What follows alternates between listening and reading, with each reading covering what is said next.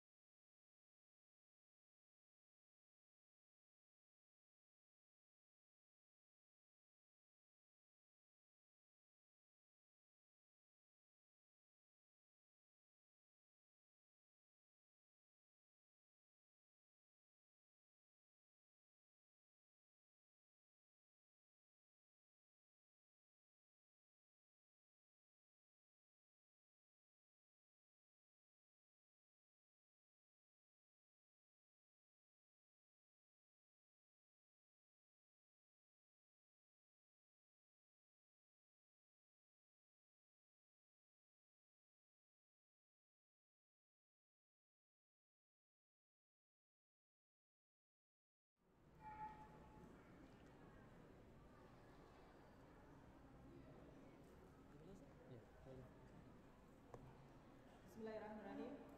Kita mulai saja kajian kita. Bismillahirrahmanirrahim. Wassalatu wassalamu ala Rasulillah. Amma ba'du. Allahumma inna nas'aluka 'ilman nafi'an wa rizqan thayyiban wa 'amalan mutaqabbalan. Amin. Alhamdulillah, segala puji bagi Allah atas segala limpah nikmat karunia yang Allah berikan. Insyaallah pada kesempatan hari ini kita akan mendengarkan tausiah kajian terkait masalah berlomba-lomba menuntut ilmu. Ya, ini pas sekali dengan kondisi kita sebagai penuntut ilmu di Mahad Yaumi dan juga ikhwah-ikhwah sekalian yang sangat butuh sekali dengan ilmu. Makanya kita butuh tes iman kita, pemahaman kita terkait masalah ilmu. Mudah-mudahan kita diberikan ilmu yang bermanfaat dan kita mempersilahkan kepada Ustaz Amir Saranji LCMPDI untuk menyampaikan nasihatnya, tausiahnya kepada kita semua. Dan insyaallah di akhir sesi nantinya kita akan membuka tanya jawab. Karena itu mohon kepada ikhwan sekalian yang memiliki pertanyaan dipersilakan untuk menyampaikan secara lisan ataupun secara tertulis. Demikian kepada Ustaz Amir Saranji LCMPDI untuk waktu dan tempatnya kami persilahkan.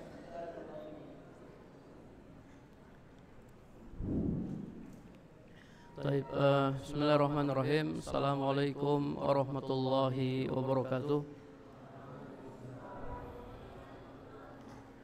Innal hamdalillah nahmaduhu wa nasta'inuhu wa nastaghfiruh wa na'udzu billahi min shururi anfusina wa min sayyiati a'malina. May yahdihillahu fala mudhillalah wa may yudlil fala hadiyalah. Wa ashhadu an la ilaha illallah wahdahu la syarika lah wa ashhadu anna Muhammadan abduhu wa rasuluh sallallahu alaihi wasallam. Qala Allah ta'ala fi kitabihil karim, ya ayyuhallazina amanu taqullaha haqqa tuqatih wa la tamutunna illa wa antum muslimun.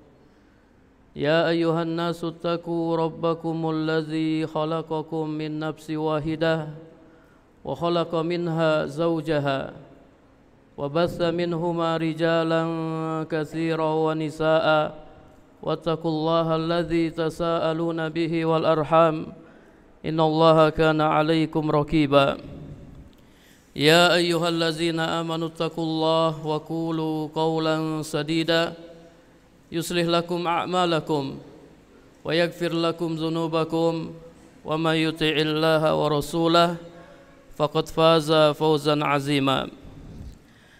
أما بعد فإن أصدق الحديث كتاب الله وخير الهدى هدى النبي صلى الله عليه وسلم وشر الأمور محدثاتها وكل محدثة بدعة wa kullu bid'atin dhalalah wa kullu dhalalatin finnar.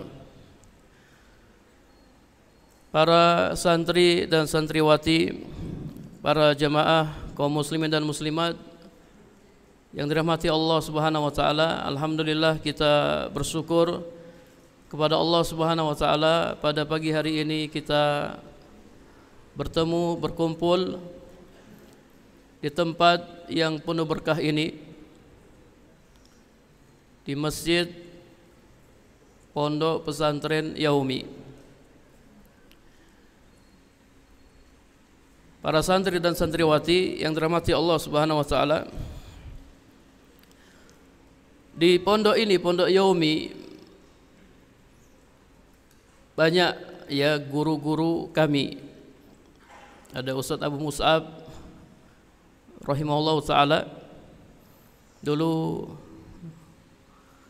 kami pernah belajar ya bersama beliau di Pondok Jamilur Rahman. Kemudian juga ada Ustaz Fahruddin ya hafizallah taala, ana juga pernah belajar sama beliau, belajar fikih di Pondok Jamilur Rahman, dan juga ustadz-ustadz yang lain. Ya sebenarnya ana berat ngisi di pondok ini karena ada guru-guru anak, cuman karena diminta oleh Ustadz Fahruddin, Ustadz anak sendiri, maka anak tidak bisa menolak. Anak akan menyampaikan sebuah tema yang cukup penting bagi penuntut ilmu, tema tentang at-tanafus fi talabil ilmi, berlomba-lomba dalam menuntut ilmu. Para santri dan santriwati yang dirahmati Allah Subhanahu wa taala, kullama ta'ammaqa talibul ilmi fihi wa tufattihat lahu abwabuhu ihtaja lil mazid minhu. Jadi setiap kali penuntut ilmu mendalami ilmu dan dibukakan untuknya pintu-pintu ilmu, niscaya ia akan merasa butuh untuk menambahnya, berlomba-lomba dalam menuntutnya dan bersemangat untuk memperbanyak ilmu. Antum bisa lihat orang yang Masya Allah baru hijrah, baru ngaji, baru dapat hidayah, itu Masya Allah semangatnya luar biasa.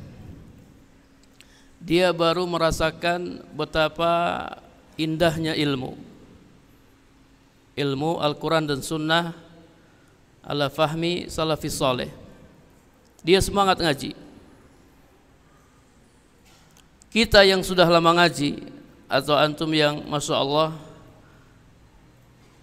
diberi nikmat bisa mondok di pondok pesantren, antum harus lebih semangat dari mereka. Ini orang-orang yang baru ngaji. Terus butuh untuk menambah ilmu, berlomba-lomba dalam mempelajarinya. Allah Subhanahu wa ta'ala memerintahkan Rasulnya yang mulia ayyad'uwa bitolabil mazid minal ilmi, untuk berdoa minta tambahan ilmu. Antum tahu orang yang paling berilmu adalah Rasulullah sallallahu alaihi wasallam. Orang yang paling banyak ilmunya, orang yang paling luas ilmunya. Walaupun ilmu Rasulullah sallallahu alaihi wasallam sudah begitu banyaknya, begitu luasnya, tapi Allah Subhanahu wa taala masih memerintahkan beliau untuk minta tambahan ilmu. Dalam surat Toha ayat 114, Allah Subhanahu wa taala berfirman, "Wa qur rabbi zidni ilma." Katakanlah wahai Muhammad, Rabbi zidni ilma, wahai Rabbku tambahkanlah ilmuku. Bayangkan Nabi Muhammad sallallahu alaihi wasallam masih disuruh untuk meminta tambahan ilmu. Beliau tidak disuruh minta tambahan yang lain, tidak. Rabbi zidni baitan, Rabbi zidni sayyaratan, Rabbi zidni malan. Beliau tidak diperintahkan untuk meminta tambahan rumah, mobil, harta, tidak. Tapi yang Allah perintahkan, Rabbi zidni ilman, wahai Rabbku tambahkanlah ilmuku. Kata para ulama, ini dalil bahwasanya ilmu lebih utama daripada segalanya, lebih utama daripada harta, rumah, mobil, dan lain-lain. Dan Rasul sallallahu alaihi wasallam menganjurkan untuk memperbanyak ilmu dan tetap semangat membekali diri dengan ilmu selama kita masih hidup di dunia ini. Terus kita menuntut ilmu sampai kita meninggal, kemudian dimasukkan ke dalam surga.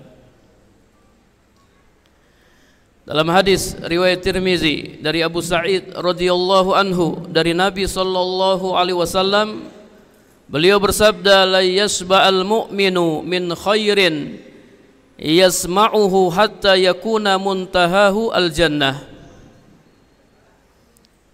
Orang mukmin tidak akan pernah kenyang dengan kebaikan yang didengarnya sampai tempat berakhirnya adalah surga. Orang mukmin tidak pernah kenyang dengan ilmu selalu butuh ilmu sampai tempat berakhirnya surga. Dalam hadis ini Nabi sallallahu alaihi wasallam menjadikan kebutuhan terhadap ilmu dan keinginan untuk memperolehnya sebagai konsekuensi iman dan sifat orang yang beriman. Jadi kalau kita beriman, apa konsekuensinya? Konsekuensinya kita tidak pernah kenyang dengan ilmu. Kita terus butuh dengan ilmu. Itu konsekuensi kalau kita beriman. La yashba'al mu'min. Orang mukmin tidak akan pernah kenyang.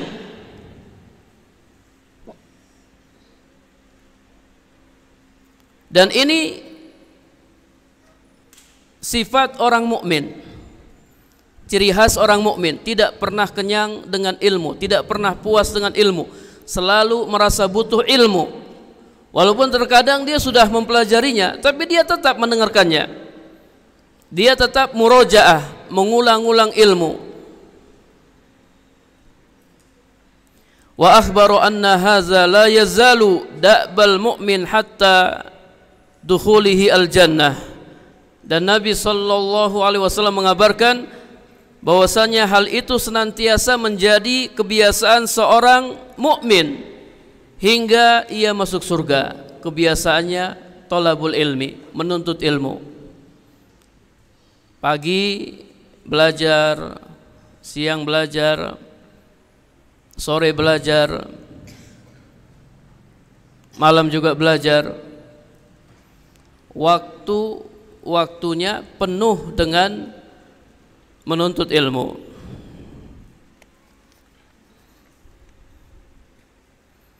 Ada sebuah perkataan Imam Nawawi, Masya Allah, ketika Imam Nawawi membahas tentang adab-adab penuntut ilmu. Antum dengarkan perkataan Imam Nawawi, yang bagi ayyakuna harison ala ta'allumi. Hendaknya seorang penuntut ilmu bersungguh-sungguh dalam menuntut ilmu. Muwaziban alaihi fi jami'i awqatihi lailan wa nahara. Tekun belajar di seluruh waktu-waktunya, baik di siang hari maupun malam hari. Lailan wa nahara, hadaron wa safaron, baik ketika mukim ataupun ketika safar.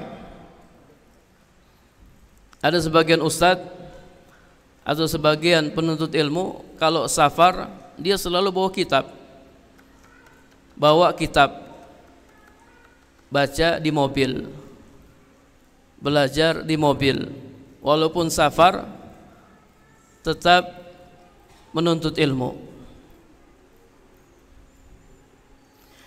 Wala yudhib min awqatihi syai'an fi ghairil ilmi illa biqadri darurati li aklin wa naumin qadran la budda minhu. Jangan ia menghabiskan waktunya sedikit pun di luar kepentingan ilmu, kecuali sekedar memenuhi kebutuhan pokok untuk makan dan minum secukupnya. Jadi waktu makan, waktu minum, waktu istirahat. Tapi selain itu dia penuhi waktunya untuk menuntut ilmu. Wa nahwihima kastirahatin yasirah li izalatil malali, dan yang lainnya seperti istirahat sejenak untuk menghilangkan kejenuhan serta kebutuhan-kebutuhan yang lain. Walaysa bi'akilin man amkanahu darajata warasatil anbiya summa fawwataha. Kemudian kata Imam Nawawi, walaysa bi'akil, bukan orang yang berakal, orang yang bisa meraih derajat warasatul anbiya, pewaris para nabi, kemudian dia melewatkannya begitu saja. Al ulama warasatul anbiya. para ulama adalah pewaris para nabi. Kalau kita bisa meraih derajat ini, kita bisa jadi orang yang berilmu, kita bisa jadi ulama, kita bisa menjadi pewaris para nabi, maka kita raih derajat ini. Apalagi antum yang punya kesempatan di sini, antum mondok di Pondok Yaumi, antum punya kesempatan besar untuk menjadi warasatul anbiya. Jangan dilewatkan sia-sia. Siapa yang melewatkannya sia-sia, laisa bi'akil, dia bukan orang yang berakal.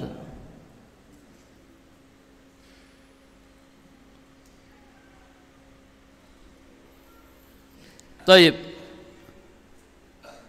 Kemudian Al-Imam Al-Bukhari membawakan beberapa asar tentang semangat para salaf dalam menuntut ilmu. Dari Imam Ahmad bin Hanbal rahimahullah, beliau berkata, innama atlubul ilma ila an udkhalal qabr. Kata Imam Ahmad, sesungguhnya aku menuntut ilmu sampai aku dimasukkan ke dalam kubur, sampai meninggal. Ya, dari Yaumi belajar, nanti setelah lulus dari Yaumi tetap belajar terus ya, nanti lanjut kuliah ke luar negeri kalau ada kesempatan. Kalau tidak ada kesempatan ke luar negeri, tetap belajar di dalam negeri, terus belajar terus. Nanti setelah nikah ya tetap belajar, setelah punya anak tetap belajar terus sampai punya cucu, sampai meninggal dunia. Jadi belajar itu bukan hanya di pondok pesantren. Wa su'ilal Hasan 'anir rajuli lahu samanuna sanatan. Al Hasan ditanya tentang seseorang yang umurnya sudah 80 tahun. Ayahsunu ayyatlubal ilma, apakah ia masih pantas menuntut ilmu? Orang yang umurnya sudah 80 tahun. Kata Al Hasan, in kana yahsun bihi ayya'ish, jika ia masih hidup maka ia masih pantas mencari ilmu. Jadi tidak ada kata terlambat. Yang sudah berumur tetap menuntut ilmu. Apalagi yang masih muda ya, kayak antum ini, masya Allah. Manfaatkanlah masa muda untuk menuntut ilmu. Dari Atha bin Sa'ib an rajulin, dari seorang laki-laki, ia berkata, kunna julusan ma'a Huzaifah, kami pernah duduk bersama Huzaifah. Famarra rajulun, lewatlah seorang laki-laki. Lalu dia berkata kepada Huzaifah, lalu Huzaifah berkata kepadanya, faqala lahu Huzaifah, ya fulan, ma yamna'uka an tujalisana, wahai fulan, apa yang menghalangimu untuk duduk bersama kami? Jadi dia tidak mau duduk di majelisnya Huzaifah. Kenapa engkau tidak duduk di majelis bersama kami? Kata orang itu, wallahi ma yamna'uni min zaka illa haula'is syabab allazina hum haulaka. Demi Allah, tidak ada yang menghalangiku untuk duduk di majelismu kecuali ya mereka-mereka ini, anak-anak muda yang ada di sekitarmu. Jadi dia tidak mau duduk di majelisnya Huzaifah karena di majelisnya Huzaifah banyak anak-anak muda. Terkadang sebagian orang tua seperti itu, dia malu ya, oh, masa anak duduk di majelisnya anak-anak.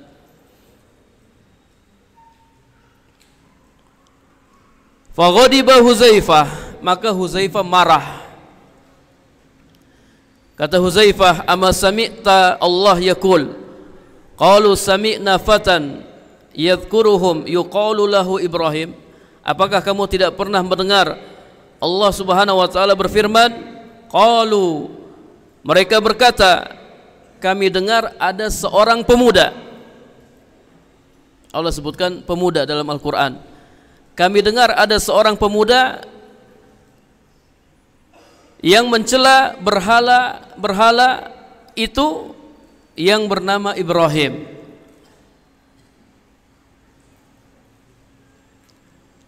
Dan juga firman Allah Ta'ala, innahum fityatun amanu bi rabbihim. Sesungguhnya mereka adalah para pemuda yang beriman kepada Rabb-nya. Allah sebutkan para pemuda dalam Al-Quran.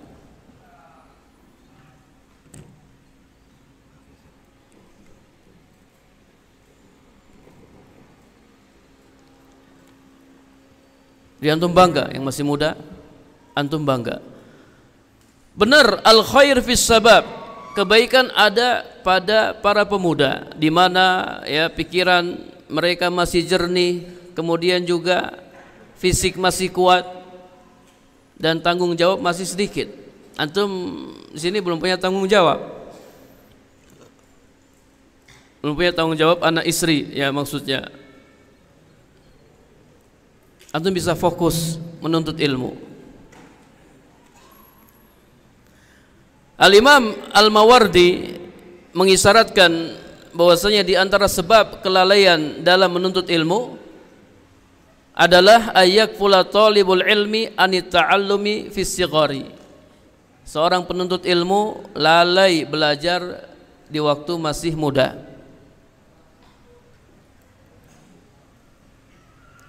Setelah dewasa dia baru menyibukkan dirinya dengan ilmu. Fayastahyi ayyabtadi'a bima yabtadi'us saghir. Akhirnya apa? Dia malu mempelajari apa yang dipelajari oleh anak-anak kecil. Ada orang sudah tua suruh belajar Iqra. Dia enggak mau, masa anak belajar Iqra?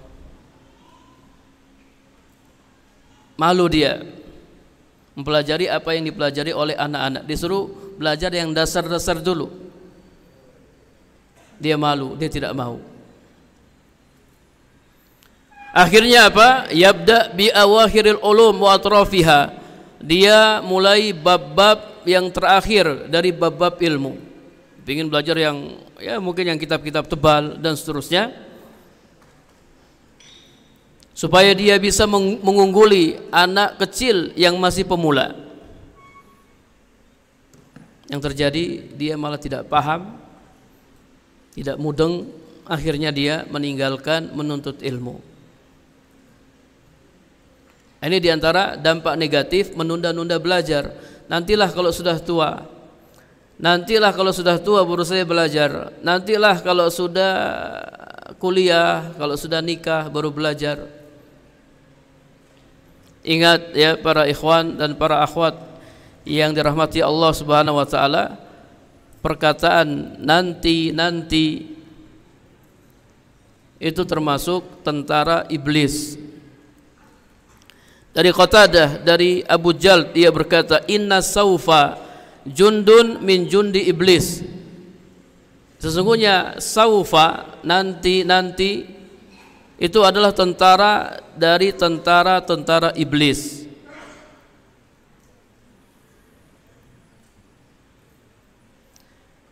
Min asbabi daya'il awqat ayusawwifa al-mar'u wa yuakhir amal al-yawm ilal ghad. Di antara sebab terbuangnya waktu secara sia-sia adalah seorang suka menunda-nunda dan menangguhkan amalan hari ini hingga esok hari. Nantilah belajarnya, besok ajalah. Wa huwa la yadri madza yahsulu fi ghad.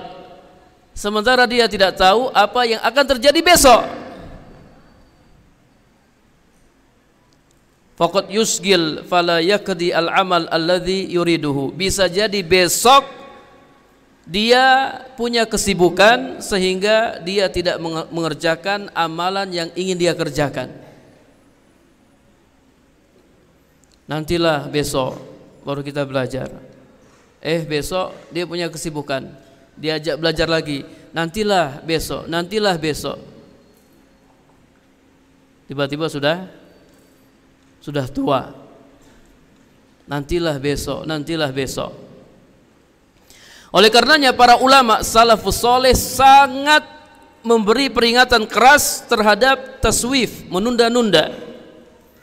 Dan mereka menganggapnya sebagai afatun muhlikah, penyakit yang membinasakan. Suka menunda-nunda, itu penyakit yang membinasakan. Nantilah baru saya pondok. Abi Umi nanti kalau sudah SMP baru saya pondok. Sudah SMP suruh nantilah kalau sudah SMA. Nantilah kalau sudah kuliah. Akhirnya tidak mondok-mondok.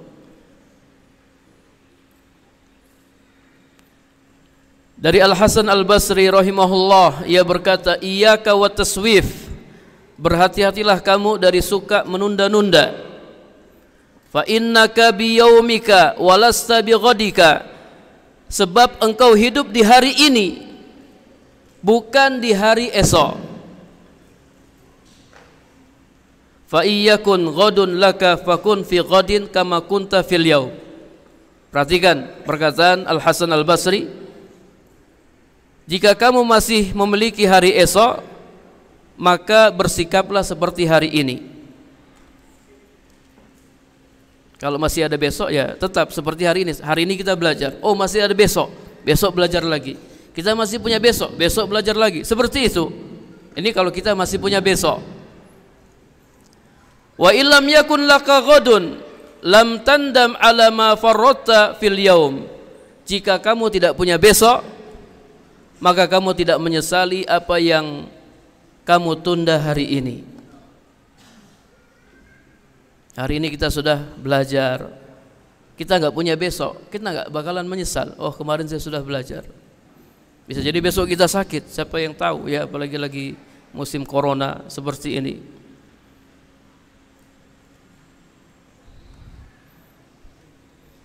Ya, jadi jangan suka menunda-nunda waktu. Sekarang belajar. Sekarang saatnya untuk menghafal. Sekarang ya saatnya untuk belajar bahasa Arab, untuk belajar akidah, fikih dan seterusnya. Ilmu itu harus diulang-ulang. Ya. Ilmu itu harus diulang-ulang.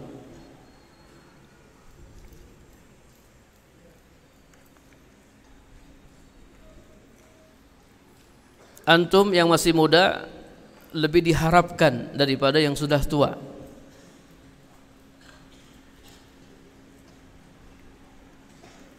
Dari Abdullah bin Mubarak annahu qila lahu qad ghalabana 'alaika haula'i sibyan. Dikatakan kepada Abdullah bin Mubarak, kami telah dikalahkan oleh anak-anak muda untuk mendatangi majlismu. Jadi anak muda, masya Allah ya, mereka datang lebih awal. Orang-orang tua datang belakangan. Kami dikalahkan oleh anak-anak muda untuk datang ke majelismu. Kata Abdullah bin Mubarak, haula'i arja indi minkum, mereka lebih aku harapkan daripada kalian. Wa antum kam ta'isun, kalian berapa lama kalian akan hidup?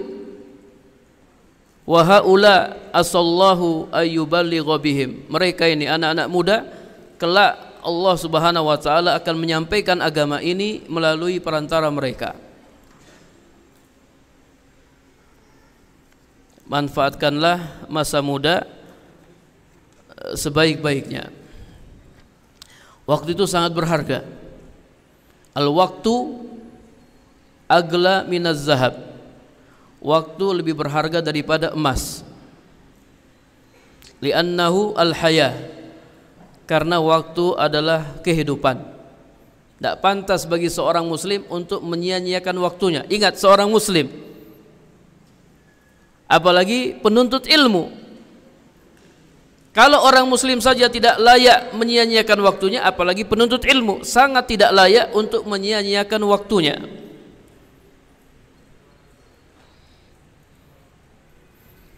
Li'annahu la yastati'a ta'wid ma fata minal awqat. Kalau dia sia-siakan waktunya, dia tidak akan bisa mengganti waktu yang telah berlalu. Sementara waktu tidak akan menunggu, waktu terus berjalan. Barang siapa yang melalaikan waktunya talat hasaratuhu, niscaya penderitaannya akan berkepanjangan, dia akan menyesal, wallahi menyesal. Ana saja menyesal ya, ana menyesal karena belum hafal Al-Quran 30 juz. Padahal dulu kalau anak konsentrasi itu bisa hafal Al-Quran 30 juz. Menyesal. Nanti antum akan menyesal. Sebagian orang yang sungguh-sungguh saja dia menyesal. Bagaimana dengan orang yang tidak sungguh-sungguh? Kenapa dulu dia tidak manfaatkan waktunya sebaik-baiknya? Talat hasaratuhu, niscaya penderitanya akan berkepanjangan. Kama yatahassar al-marid ala ayyami sihatihi wa nasatihi, sebagaimana orang yang sakit terus menderita atau menyesali hari-hari sehatnya dan hari-hari aktivitasnya.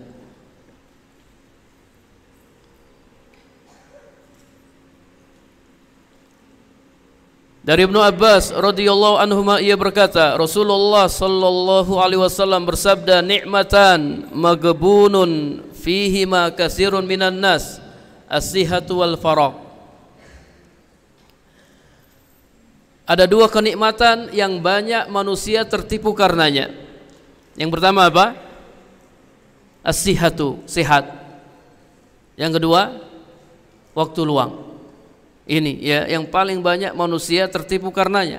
Mungkin sebagian kita yang suka menuntut ilmu juga banyak tertipu dengan dua nikmat ini. Antum kalau liburan ngapain antum? Kalau liburan ngapain? Kalau liburan ngapain? Di rumah ngapain? Belajar. Yang benar antum belajar. Belajar atau nonton? Atau main HP? Belajar main HP. Ketika liburan, kalau Anda perhatikan ya, Anda perhatikan, tidak usah orang luar, anak-anak sendiri ya, anak-anak sendiri ketika liburan di rumah itu lebih banyak main-mainnya daripada belajarnya. Banyak waktu luang yang kita sia-siakan. Kalau santri mungkin waktu liburan, waktu kosong.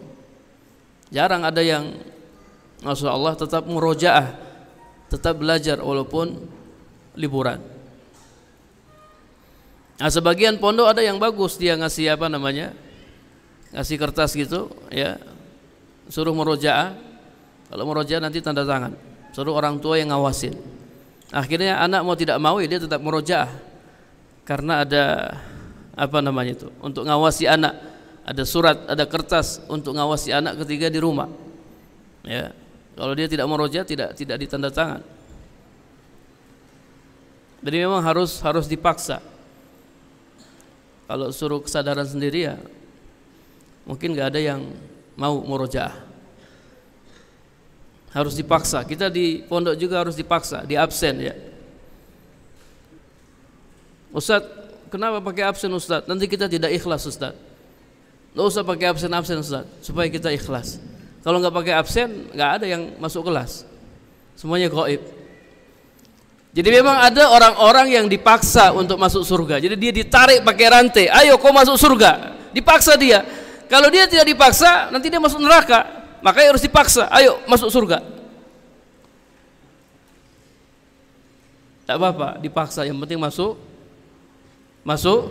surga. Jadi iman kita ini masih di bawah ya. Kita ini untuk mencapai derajat ikhlas ini masih jauh sekali. Sehingga terkadang itu harus ya pakai manajemen ya, harus pakai itu supaya kita bisa disiplin. Harus dipaksa. Jadi sehat dan waktu luang ini banyak sekali manusia tertipu karenanya. Nabi mengatakan kasirun minan nas, bukan qalilun minan nas. Banyak manusia tertipu karenanya. Termasuk di dalamnya tulabul ilm, penuntut ilmu. Fal muslimu alladhi tajtami'u alaihi ni'matan wa huma as-sihhatu fil badan wal faraq fil waqti yanbaghi alaihi ay yuaddiya haqqahuma minas syukri lillah subhanahu bil istifadati minhuma fi ta'atihi. Orang muslim yang mendapatkan dua nikmat ini, nikmat sehat dan waktu luang, hendaknya dia tunaikan hak dua nikmat ini dengan cara mensyukurinya bil istifadah minhuma fi ta'atihi, dengan memanfaatkan dua nikmat ini fi ta'atihi, dalam mentaati Allah Subhanahu wa taala. Isi waktu-waktu sehat dan waktu luang dengan ketaatan, dengan talabul ilmi, dengan menuntut ilmu. Amalan yang paling utama itu talabul ilm, menuntut ilmu. Amalan yang paling utama. Karena menuntut ilmu ini kaitannya dengan orang lain, bukan hanya dengan diri kita. Ya, menghilangkan kejahilan dari diri kita dan juga dari orang lain. Kalau antum sudah punya ilmu, antum punya kewajiban yang lain, itu kewajiban berdakwah. Antum harus sampaikan ilmu, tidak boleh menyembunyikan ilmu.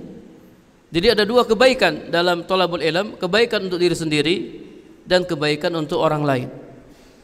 Berbeda dengan amalan-amalan yang lain yang kebaikannya hanya kembali kepada diri sendiri.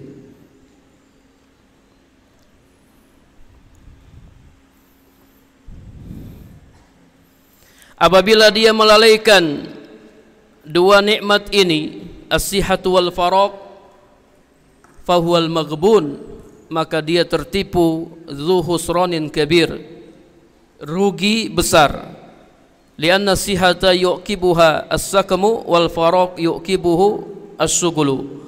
Karena sehat itu akan digantikan dengan sakit dan waktu luang akan digantikan dengan waktu sibuk.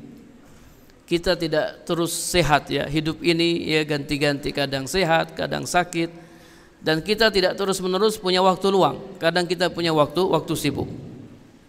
Dia akan rugi kalau dia tidak manfaatkan dua waktu ini atau dua nikmat ini sebaik-baiknya. Wa kama anna tajir lahu ra'su mal yabtagi bihi ar-ribha fakadzalikal muslim ra'su malihi sihhatuhu wa faraguhu. Sebagaimana pedagang dia punya modal untuk mencari keuntungan, maka demikian pula seorang muslim dia punya modal as-sihhatu wal faraq. Dia punya modal yang dengannya dia bisa meraih pahala, bisa mencari keuntungan akhirat, yaitu sehat dan waktu luang. Ini modal seorang muslim, sehat dan waktu luang. La yufarrid bi ayyi syai'in minhuma fi ghairi ta'atillah allati hiya tijarah ar-rabiha. Jangan dia sia-siakan dua nikmat ini fi ghairi ta'atillah, dalam selain ketaatan kepada Allah yang merupakan perniagaan yang sangat menguntungkan. Ketaatan itu perniagaan yang sangat menguntungkan. Kita isi waktu luang kita, masa sehat kita dengan ketaatan. Insyaallah kita akan meraih keuntungan yang besar di sisi Allah Subhanahu wa taala.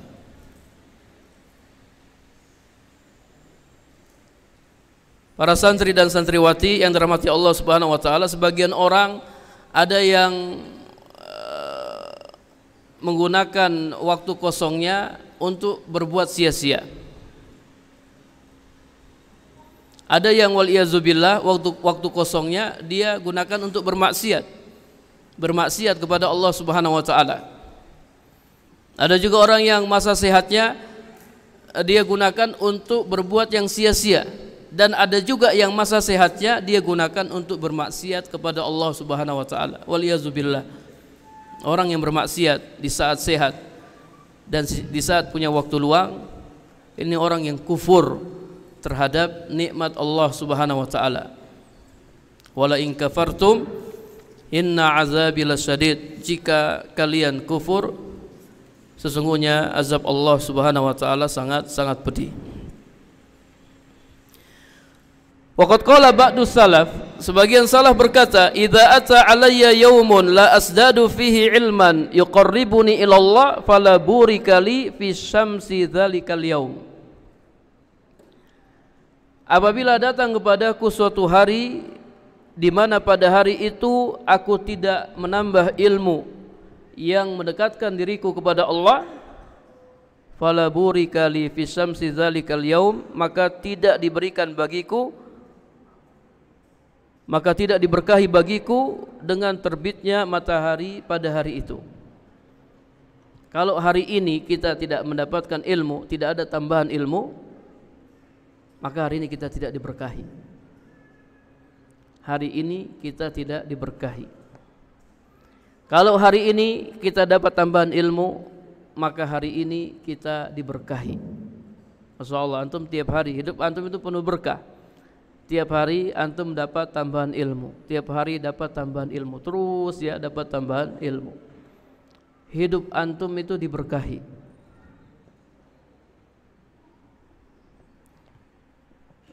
Jangan malas-malasannya, jangan gaib.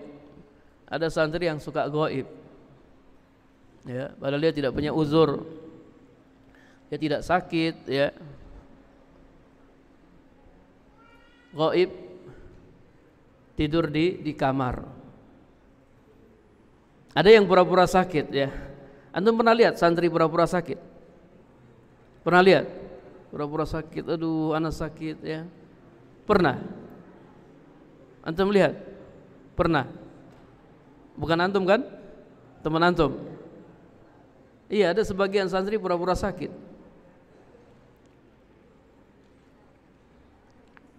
Jadi sengaja tidak mau masuk kelas, tidak mau belajar. Fala burika li fi syamsi dzalikal yaum. Kalau dia tidak dapat tambahan ilmu, maka hari itu dia tidak diberkahi.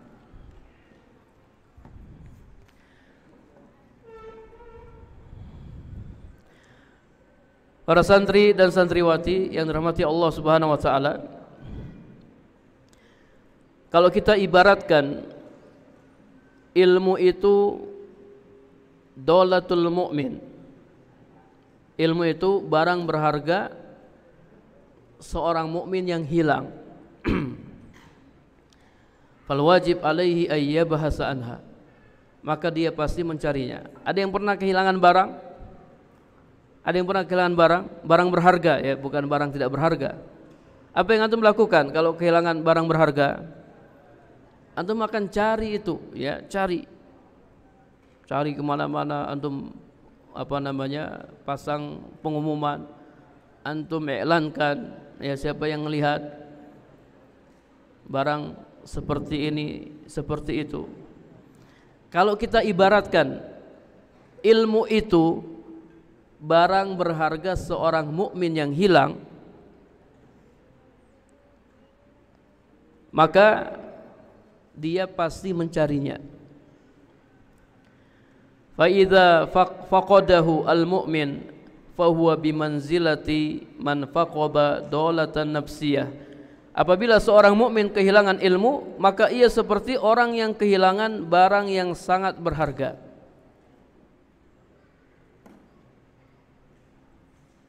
Ya, aduh, anak hari ini anak sakit, anak enggak masuk kelas. Anak akhirnya apa? Terlambat. Aduh, ya. Jadi dia merasa sedih. Apalagi sakitnya sampai berhari-hari, dia akan lambat ikuti pelajaran. Ada sebagian orang yang masya Allah ketika dia tidak masuk kelas dia bersedih karena dia tidak dapatkan ilmu pada hari itu. Dia kehilangan ilmu karena sakit.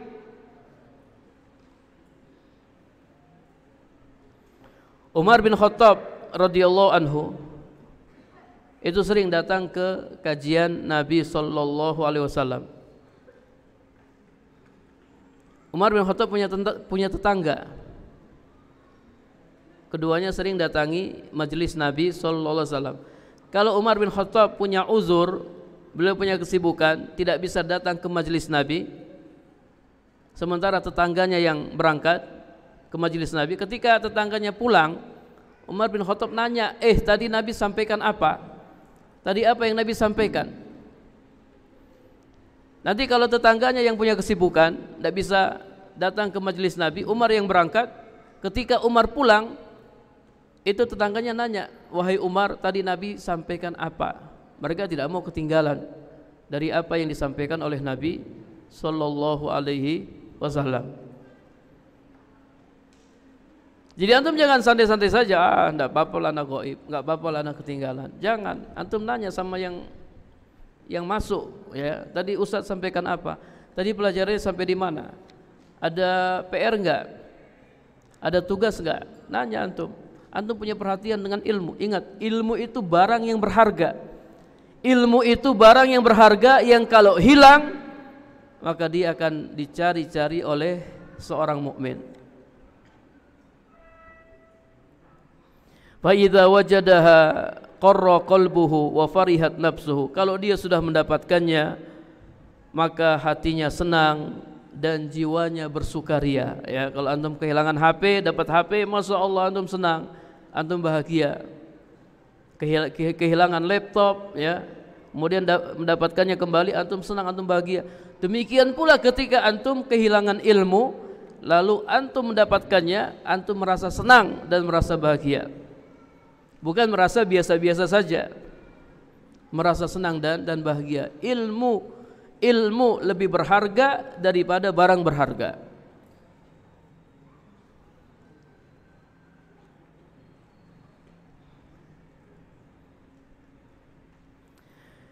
Di antara wasiat Luqman Al-Hakim kepada putranya, ya bunayya jalisil ulama, wahai anakku duduklah di hadapan para ulama. Wazahim birukbataik, mendekatlah kepada mereka dengan kedua lututmu. Mendekatlah kepada mereka dengan kedua lututmu. Ini diantara adab penuntut ilmu itu duduk paling depan. Makanya dulu kalau orang datang ke majelis, mereka datang pagi-pagi. Tujuannya apa? Supaya dia duduk paling depan. Walaupun pintu masjidnya masih dikunci, dia tunggu sampai pintu masjidnya dibuka. Ketika sudah dibuka, dia masuk, kemudian dia duduk paling depan. Ketika malaikat Jibril datang kepada Nabi untuk mengajarkan tentang Islam, iman dan ihsan, malaikat fa asnada rukbatayhi ila rukbatayhi wa wada'a kaffayhi ala fakhizaihi. Jadi nempel itu lutut Nabi dan lutut malaikat Jibril. Dekat dengan ilmu.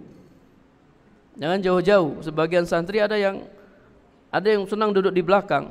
Dia punya kesempatan duduk di depan, tapi dia duduk di belakang. Hatta di kelas pun dia punya kesempatan duduk di depan, tapi dia milih paling belakang.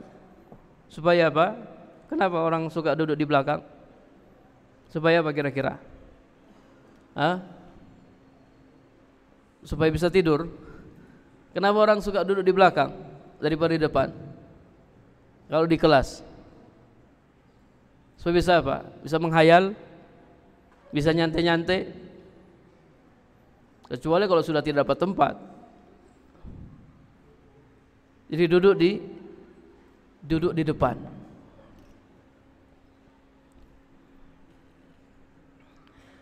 Wazahim birukbataik, mendekatlah kepada para ulama dengan kedua lututmu. Fa innallaha yuhyil qulub binuril hikmah. Karena Allah Subhanahu wa taala menghidupkan hati dengan cahaya hikmah, cahaya ilmu. Kama yuhyillahu al-ardhal maitata biwabilis sama. Sebagaimana Allah Subhanahu wa taala menghidupkan bumi yang mati dengan hujan yang deras. Ilmu itu ibarat hujan.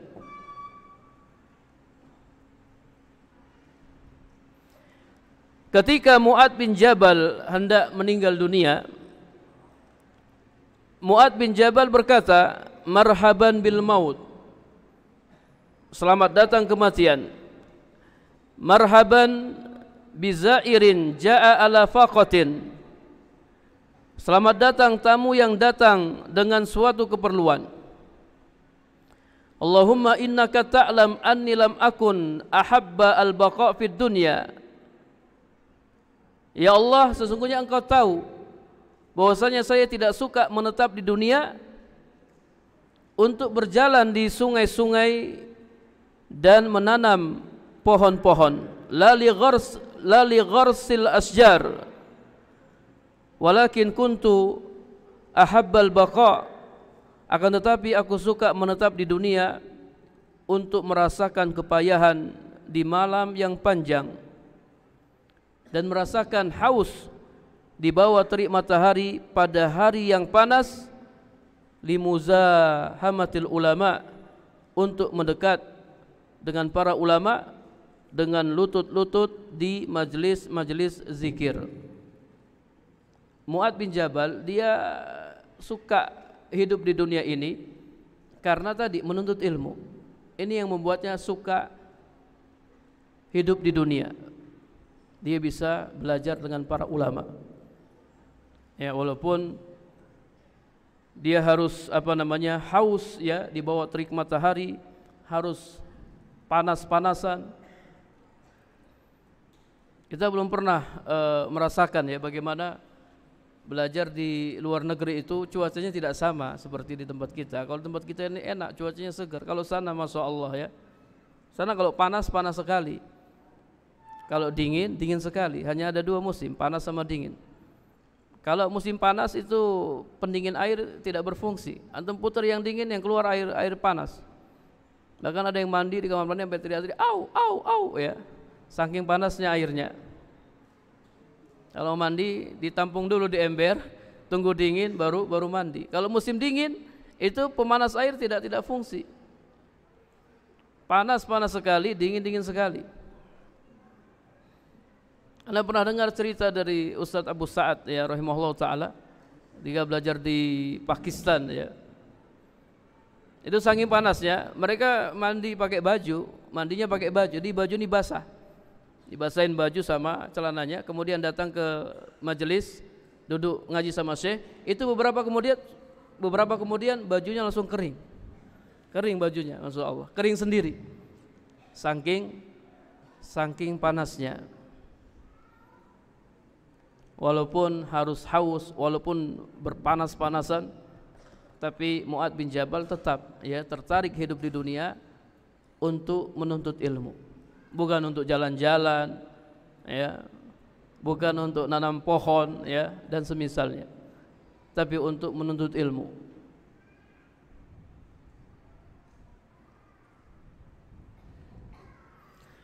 Wa qala Sa'id bin Jubair rahimahullah, la yazalu rajulu aliman ma ta'allam.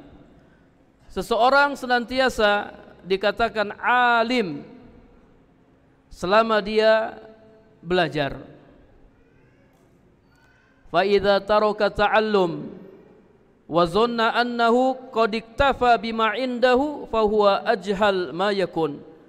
Apabila dia meninggalkan belajar dan dia merasa ilmunya sudah cukup, fa huwa ajhal ma yakun, maka ia adalah orang yang paling bodoh, manusia yang paling bodoh, yang merasa sudah berilmu kemudian tidak mau belajar.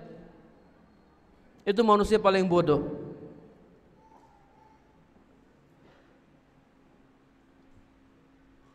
Ya, hatta para ustadz pun, para ustadz itu belajar. Antum jangan kira, sudah jadi ustadz nggak usah belajar.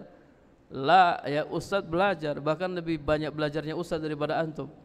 Karena dia akan ngajar, dia akan menyampaikan ilmu.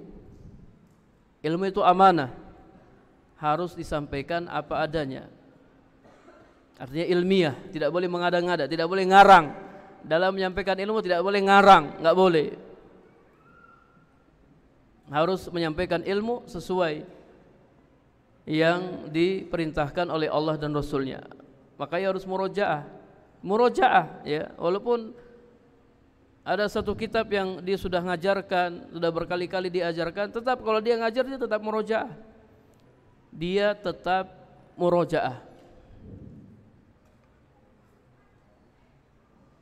Selama seseorang tidak meninggalkan ilmu, terus menuntut ilmu, maka selama itu dia dikatakan alim, orang yang berilmu.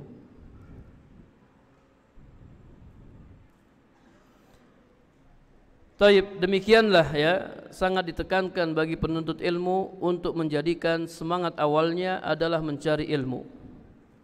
wal istizadah minhu, senantiasa meminta tambahan ilmu, wa mulazamah al jaddi wal ijtihad fihi, selalu giat dan bersungguh-sungguh dalam menuntut ilmu, bersemangat untuk menghadiri majelis-majelis ilmu, wal ittila ala kutubil ilmi, menelaah kitab-kitab dan berusaha menguasainya. Terus ya antum belajar dan belajar. Para santri dan santriwati yang dirahmati Allah Subhanahu wa taala, ana jadi ingat ada dulu teman ana ya waktu kuliah di Madinah ya, orang Aljazair. Masya Allah, orangnya rajin baca ya. Rajin baca. Dia kalau mau ke kelas saja dia baca. Kalau ke Masjid Nabawi ya, naik bis dia juga sambil baca. Itu sudah banyak buku-buku yang dihatamkan. Ya, kita kalau ke kamarnya, dia nunjuk itu buku-buku yang ada di lemari itu sudah dia baca semuanya, udah dibaca semuanya. Jadi dipisah, ini buku yang belum dibaca, ini buku yang sudah dibaca. Rajin baca, hatam selesai ya, baca dari awal sampai akhir. Banyak sekali buku-buku yang sudah dibaca. Giat ya belajar, kemudian juga mutola'ah.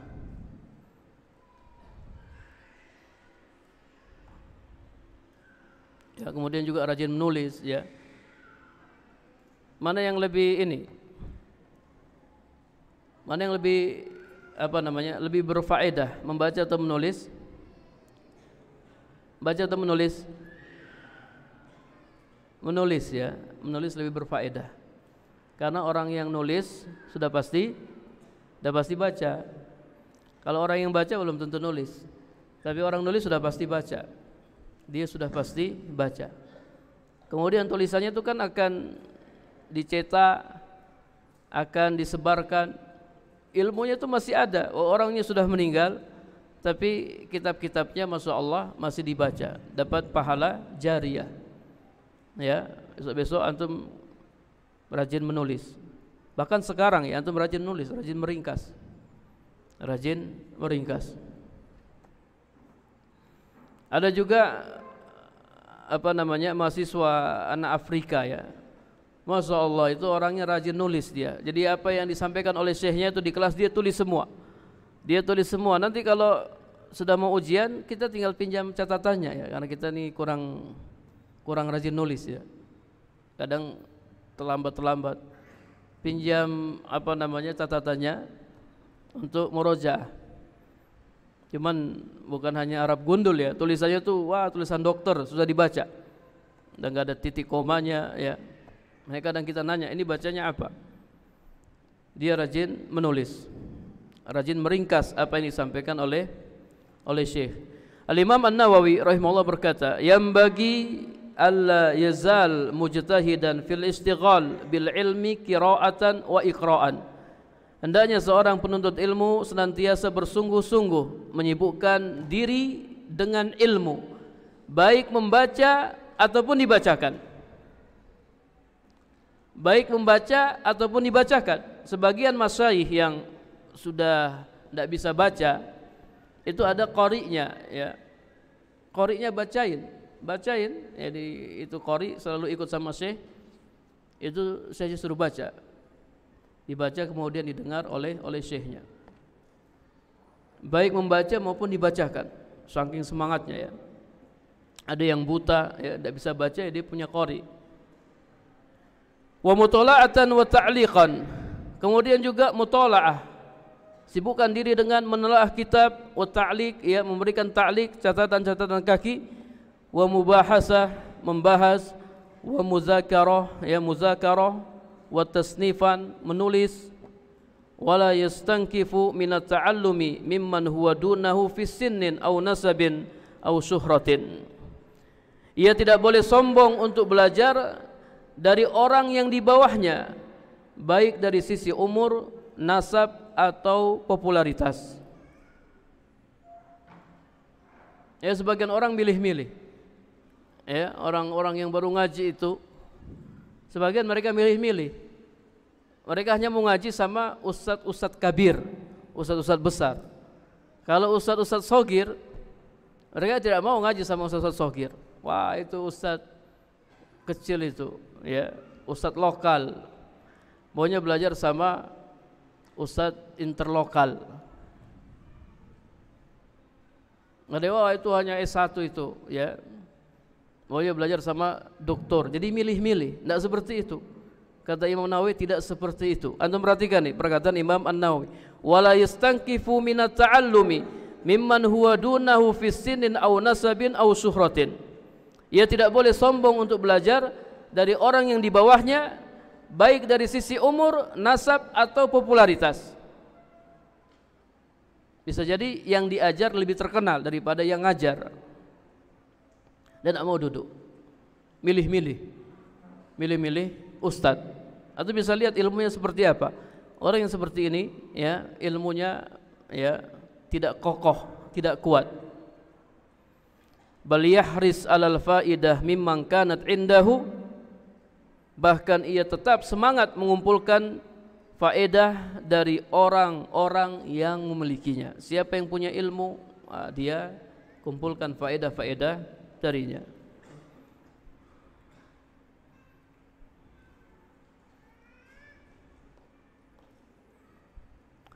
Baik, sampai jam berapa? Sampai jam berapa, Ustaz?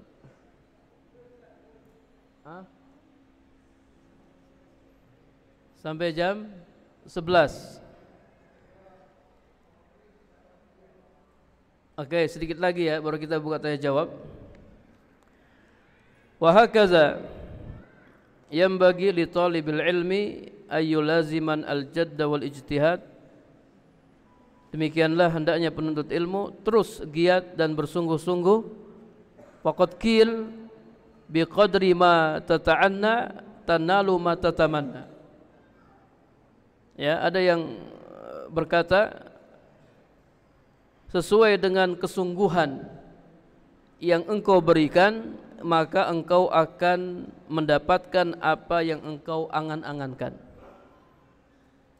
Sesuai dengan kesungguhan yang engkau berikan, maka engkau akan mendapatkan apa yang engkau angan-angankan. Ini semakna dengan manjadda wajada. Manjadda wajada. Siapa yang sungguh-sungguh, maka dia akan dapatkan apa yang dia cita-citakan. Jadi keberhasilan kita itu tergantung seberapa besar kesungguhan kita dalam menuntut ilmu. Semakin kita sungguh-sungguh, maka kita semakin dekat dengan keberhasilan. Tapi semakin kita tidak sungguh-sungguh, maka kita akan jauh dari keberhasilan. Ya, walaupun semuanya tentunya dengan izin Allah Subhanahu wa taala. Dengan kemudahan dari Allah Subhanahu wa taala. Antum sungguh-sungguh, manjadda wajada. Manjadda wajada. Kalau jaddanya 50%, ya dapatnya juga 50%. Kalau jaddanya 100%, dapatnya 100%. Keberhasilan kita itu sangat bergantung dengan seberapa besar kesungguhan kita dalam menuntut ilmu. Wa yakuna sahiba himmatin fi talabil ilmi, hendaknya ia mempunyai semangat yang tinggi dalam mencari ilmu. Wa ayyuksir min ittila' ala mukhtalafil ulum wa la yaktafi bi ba'diha, hendaknya ia memperbanyak menelaah ilmu-ilmu yang bermacam-macam. Dia tidak mencukupkan dengan sebagian ilmu. Semuanya, ya, belajar akidah, belajar fikih, belajar bahasa Arab. Wa bi khassatin in kana laha silah bima tatakhassas fihi minal ilmi kal ulum lughatil arabiyyah, khususnya ilmu yang mempunyai hubungan dengan ilmu syar'i seperti bahasa Arab. Seperti bahasa Arab, semangat belajar bahasa Arab. Kalau kita ibaratkan, ya, ada gudang yang besar, ya, isinya ilmu, maka kunci gudang itu adalah bahasa Arab. Kalau antum tidak punya kunci, antum tidak bisa masuk gudang itu.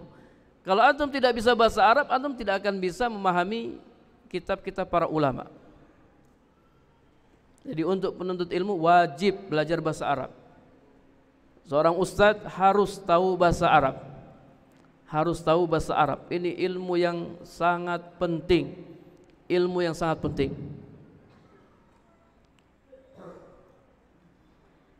Dan harus semangat dia belajar bahasa Arab.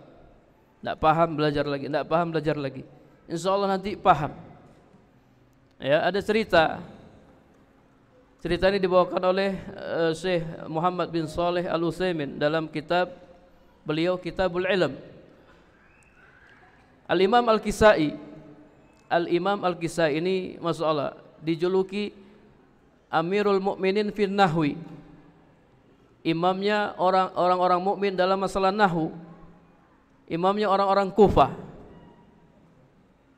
Imam Al-Kisai ketika belajar bahasa Arab sama seperti kita, tidak paham-paham. Tidak paham dia. Akhirnya dia mundur dia. Udahlah, kayaknya belajar nahwu ini susah. Dan ana yakin semua yang mempelajari nahwu pasti pernah mengalaminya ya. Tidak paham-paham. Oh, nahwu susah sekali ternyata, harus banyak kaidah yang harus kita pahami dan kita kuasai. Akhirnya mundur dia sudah tidak mau belajar nahwu. Banyak pesantren-pesantren kilat, daurah-daurah bahasa Arab yang awalnya pesertanya banyak, lama-lama tinggal sedikit. Ya, berapa ustadz yang daftar? 150 orang, masya Allah banyak. Terus dia jalan tinggal 100 orang, tinggal 50 orang, ya, tinggal 10 orang, tinggal 3 orang, akhirnya kajiannya bubar, gak ada muridnya. Kurang sabar dalam belajar bahasa Arab, tidak paham langsung tidak datang. Taib Imam Al-Kisai ya, beliau mundur tidak mau belajar bahasa Arab, lalu beliau melihat masya Allah sebuah peristiwa yang menggugah semangat beliau. Beliau melihat seekor semut yang membawa makanan naik di atas dinding, bawa makanan, mungkin karena makannya terlalu besar, akhirnya makanannya jatuh, semut turun, ya, bawa lagi naik ke atas, jatuh, turun lagi, terus diulang-ulang sampai dia berhasil bawa makanan itu naik ke atas dinding. Langsung tergugah Imam Al-Kisai, masya Allah ya, semut saja pantang menyerah, terus ya dia ngulang-ulang sampai dia berhasil. Maka dengan semangat yang baru ya, semangat yang kuat, dia kembali belajar bahasa Arab, belajar nahwu. Akhirnya dia jadi ahli nahwu, Amirul Mukminin fin Nahwi, imamnya orang-orang Kufah. Apa faedah yang antum bisa ambil dari kisah semut naik dinding bawa makanan? Kenapa semut itu bisa berhasil? Kenapa semut bisa berhasil? Karena mengulang-ulang, itulah ya kunci keberhasilan, mengulang-ulang, murojaah, terus diulang-ulang. Belajar nahwu tidak paham, belajar lagi, terus diulang-ulang, insya Allah nanti akan paham.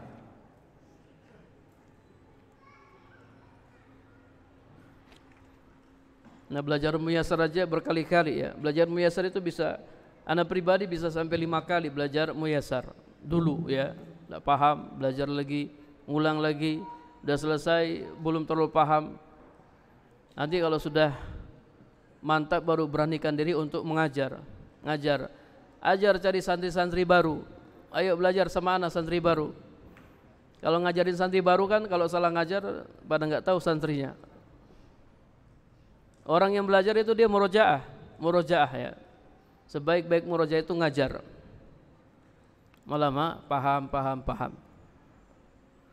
Ya, jadi para santri wajib belajar bahasa Arab, wajib bisa berbahasa Arab. Baik, barangkali sampai di sini ya, sudah hampir jam 11 kurang 15 menit. Kita buka tanya jawab. Ya, kalau ada yang ingin ditanyakan, kami persilahkan.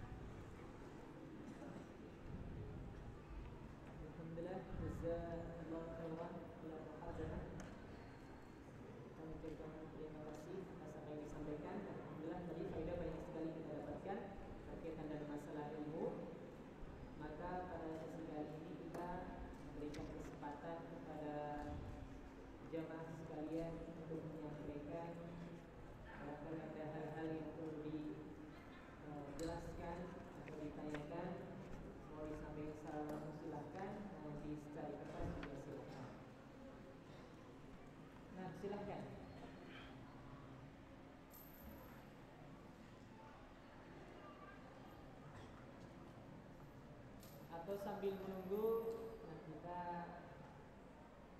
tanyakan saja kepada Ustaz, karena barangkali kita melihat di sini kan para pemuda jiwanya masih labil Ustaz. Kita aja juga masih labil Ustaz.